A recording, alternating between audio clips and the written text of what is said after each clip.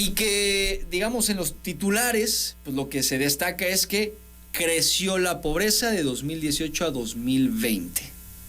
¿Así es, Alex? Sí, a ver, primero que nada, el Coneval es una institución muy fuerte, es una institución con muchísima credibilidad y hay gente muy profesional detrás de esa institución. Yo creo que vivimos en un contexto de digamos, de datos económicos que pudieran parecer extraños, pero de una riqueza muy grande en cuanto a lo que está sucediendo en el panorama económico en México. Y que luego se tiende a sobresimplificar el debate, ¿no? Okay. Y eso provoca que perdamos, por ejemplo, que perdamos de vista, ¿no?, todo lo que está pasando en México. Me gustaría antes empezar con unos datos para poder ejemplificar la riqueza, okay, ¿no?, de este debate, ¿no? Por ejemplo, el día de ayer el INEGI dio a conocer el indicador oportuno de consumo privado, es decir, si estamos consumiendo más o menos los mexicanos en su conjunto, okay, ¿no?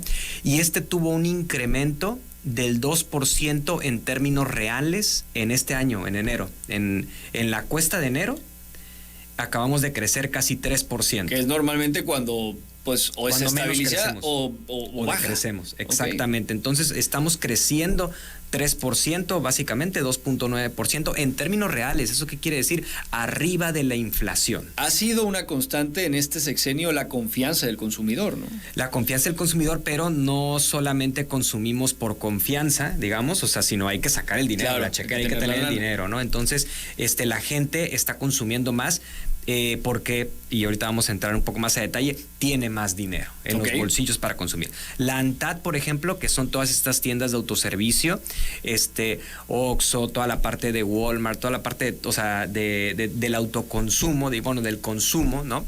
Sí. Reporta un crecimiento en ventas del 10.3% nominal, lo que significa un 2.2% en términos reales, ¿no? El monitor de consumo que lo reporta mensualmente BBVA nos indica en enero un crecimiento del 3.8%, ¿no? Al mismo tiempo, tenemos, por ejemplo, que en enero el número de trabajadores registrados creció un 3.5%. ¿no? Superior al mismo mes del año pasado, ¿no? Tenemos también que se creció un 3%, y si consideramos una inflación de 7.92%, tenemos un crecimiento anual del salario promedio, un crecimiento anual real del salario promedio del 3%. Muy bien, o sea, sí, considerando el tema inflacionario. Muy bien. Considerando el tema inflacionario. Sí. Tenemos también un aumento en el número de trabajadores que cotizan en el IMSS, lo cual nos genera que haya una masa salarial real del sector formal mayor en 6.6%. Ese ha sido uno de los grandes logros también, el sobrepasar pues el récord histórico. Digo, es la meta siempre de todo gobierno y cada año se podrá llegar más a esa meta, pero sí ha sido particular el hecho de que hay muchas más personas registradas ante el IMSS, y eso habla de la formalidad también. Hay más personas en la economía formal, sí, y también las personas que están en la economía formal ganan más dinero, ¿no? Okay. Hay una constante mejora en ese sentido. También tenemos el dato, obviamente, del fortalecimiento del peso, ¿no? Entonces, por un lado tenemos datos económicos muy buenos, ¿no? Sí.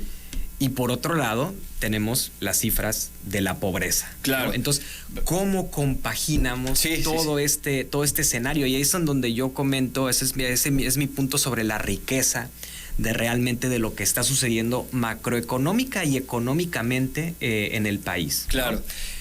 Quisiera que nos metamos a entender entonces un poco lo que dice el Coneval en términos de la pobreza. Vamos a dar datos, si te parece, y luego analizamos qué hay detrás de esos datos. Totalmente. Por ejemplo, en lo que tiene que ver con la pobreza laboral, ¿no? Sí. El indicador del Coneval básicamente nos dice que lo que hacen ellos es que miden el ingreso laboral versus el costo de la canasta alimentaria. Esto es un indicador que se ve afectado por el proceso inflacionario, ¿no? Sí. Porque si los precios de la canasta alimentaria suben, y suben más rápido que lo que sube el ingreso de las personas, entonces más personas caen en pobreza laboral, ¿no? En ese sentido, si nosotros vemos, por ejemplo, no sé si se puede proyectar la gráfica. Hay una gráfica muy buena por parte del Coneval que nos comenta, por ejemplo, que si vemos en el 2019, en el primer trimestre del 2019, la pobreza estaba en 39.6%. Ya en promedio a nivel nacional, la pobreza, el 39.6% de los mexicanos estaban en pobreza laboral, ¿no? Okay. Digamos básicamente al inicio del gobierno de Andrés Manuel. En el primer trimestre del 2020 tenemos una reducción de la pobreza al 36.6%. Veníamos con una tendencia de reducción de la pobreza bastante marcada, pero llega la pandemia, ¿no? Y la pobreza sube en más de 10%, pasando del 36.6% al 46%, ¿no? Y lo que viene más adelante es que vuelve la tendencia ligeramente a la baja, ¿no? Y ahí está el asunto, ¿no? Vuelve la tendencia ligeramente a la baja. Sin embargo, y ahí hay que ser, muy honestos y muy claros. El crecimiento económico de México previo a posterior a la pandemia, ¿no? No ha alcanzado para poder terminar de sacar a toda esa gente que entró a la pobreza debido a la pandemia, ¿no? No ha alcanzado, digamos, el principal tema que sigue poniéndose sobre la mesa es la pandemia. No la hemos podido acabar, no la hemos podido sobrepasar en términos de sacar a las personas de la pobreza, tener los niveles de pobreza que teníamos antes, prepandemia, digamos. Exactamente, de los nuevos pobres que se generaron por la pandemia, no se han podido eliminar. Ahora, ¿estamos en el camino a eliminarlos? La respuesta es sí, como vemos en esa tendencia a la baja. ¿Qué tan lejos estamos? Aquí es en donde muchos periódicos hay, digamos, mucho sensacionalismo. Se hablan de cifras de más allá de 3.5 millones de mexicanos.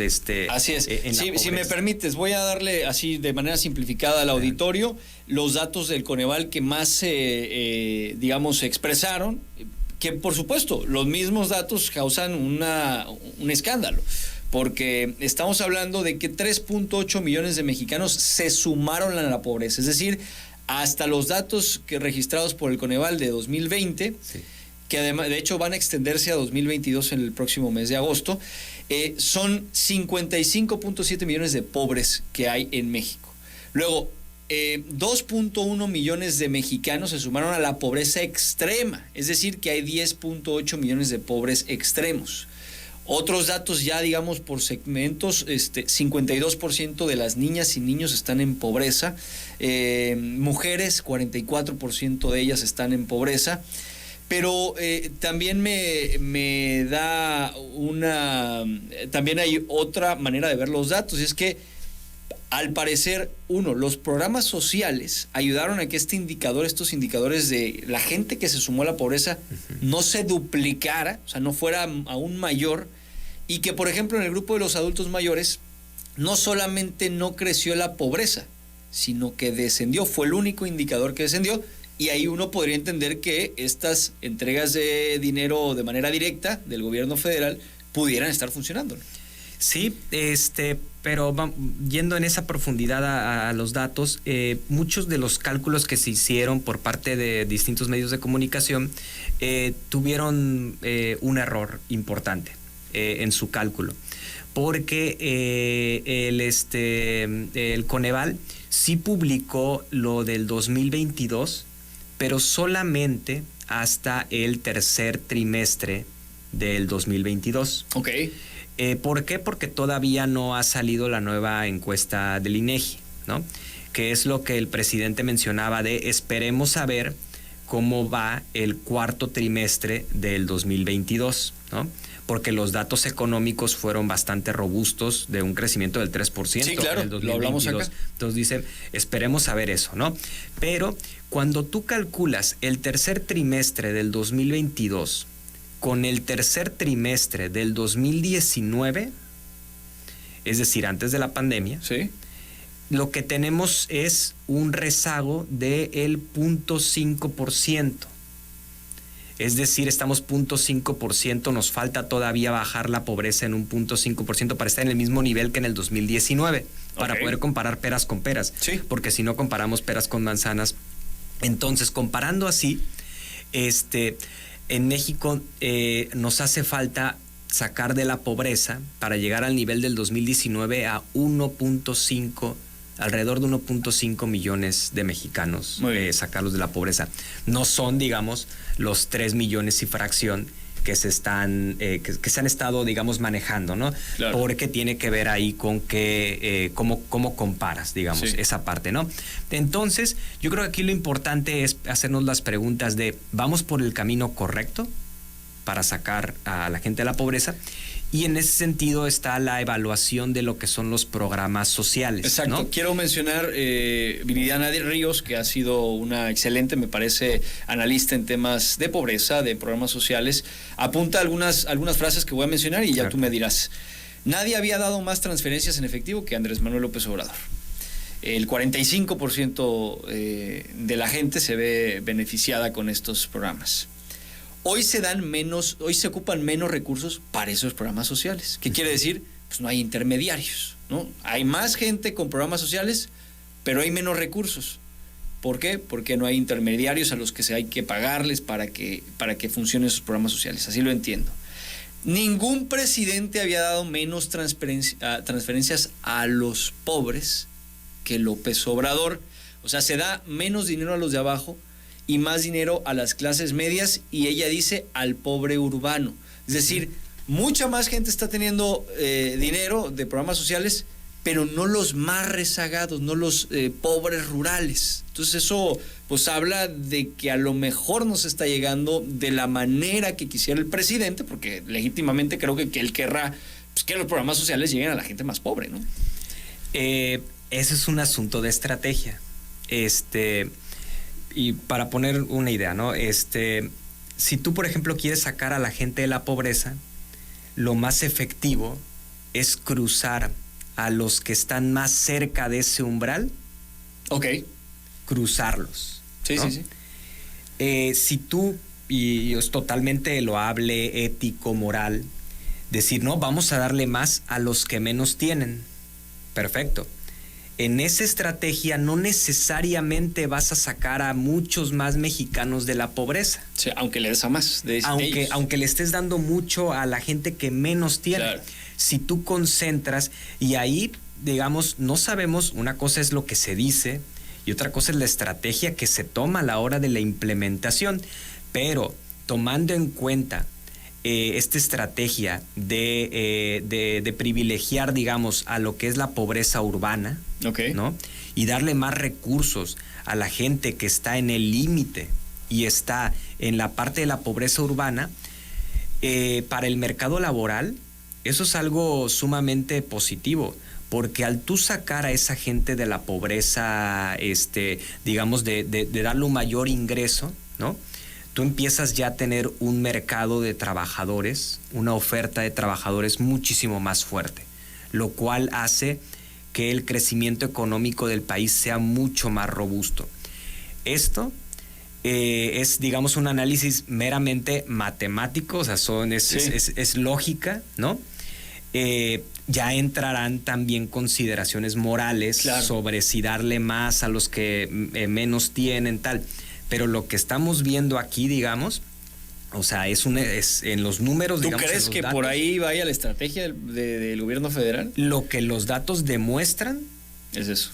Sí, o sea, bueno, sí, quizás la retórica es otra, pero los datos eso. Entonces, ahora no solamente se trata de elevar el ingreso laboral de estas personas, se tiene que disminuir el costo de la canasta alimenticia. Okay. Entonces, la inflación, el combate a la inflación es también un tema muy importante. Lo que está haciendo el Banco de México es un tema sumamente importante, ¿no? Para que no se desboque la inflación. Entonces, son temas altamente complejos, ¿no? En los que estamos sumidos todos los mexicanos y altamente ricos, porque la siguiente pregunta que tendríamos que hacernos, ¿no? De si estamos siguiendo el camino correcto y qué más podemos hacer para eso. Y hay cosas que se pueden hacer.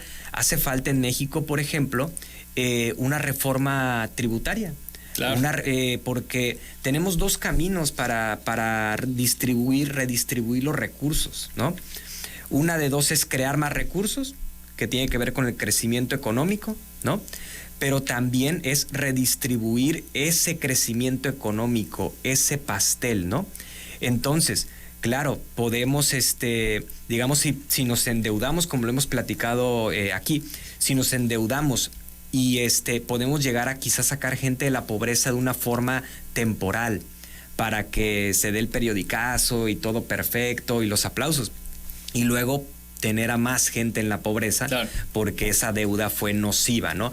Pero también podemos generar una reforma tributaria redistributiva que impacte más a la pirámide, claro, de ingreso, ¿no? El que tenga más, pague más. Exactamente, pero para eso necesitábamos, y era muy importante, recuperar la confianza de la gente en que el gobierno está utilizando bien los recursos. Y en ese sentido también que las empresas pagaran lo que debían de pagar, okay, de impuestos.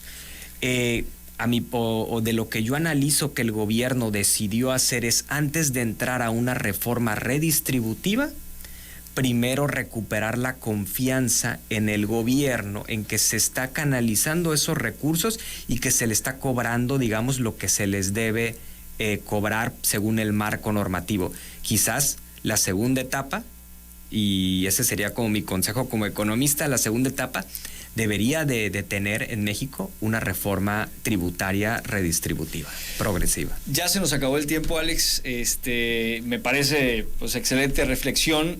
Nos queda ahí pendiente el tema del crecimiento económico. Nada más apuntar que, de acuerdo al INEGI, en estos datos preliminares, el primer mes del año se creció 0.38%. En la ruta de lo que ha pronosticado el gobierno en este inicio de año, de un 3%. 30 segundos, ¿lo ves? Lo veo más cerca el 3% del gobierno. Mi estimación es de 2.6%, que el consenso de los analistas, que es de 1%. Okay. Hay un artículo hoy de Enrique Quintana, el director de El Financiero, un periódico muy importante, que comenta que básicamente él espera que muchos analistas empiecen a subir su pronóstico del crecimiento mexicano. Entonces el crecimiento en México se está mostrando muy robusto. Quizás no llegue al 3%, del gobierno, pero probablemente estemos muy cerca de eso. Bien. Y eso en sí es una muy buena noticia. Claro que sí, ojalá y se genere, y que no haya cuestiones también pues fuera de nuestras manos como mexicanos que lo alteren. Claro. Alex, como siempre, muchas gracias. Muchas gracias, Juan Pablo. Vamos a hacer la pausa, regresamos con sabor a feria, hablamos del mundo geek. Todavía nos queda mucho de qué hablar en este reporte de la noche. Reporte de la noche.